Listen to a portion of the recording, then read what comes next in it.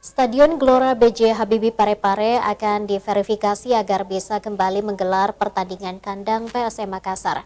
PSM bisa kembali bermain di Parepare pada putaran kedua Liga 1 jika GBH dinyatakan lolos.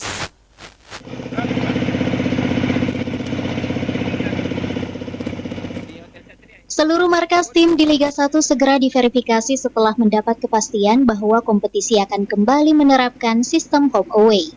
Markas PSM Makassar Stadion Gelora B.J. Habibie Parepare juga akan ditinjau oleh PT Liga sebagai syarat agar stadion tersebut bisa melaksanakan pertandingan kandang.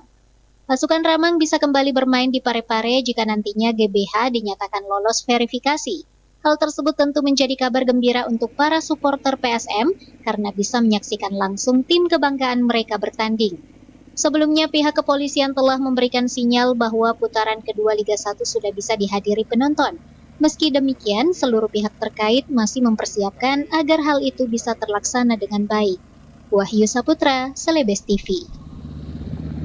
Pemerintah Kota Madia Parepare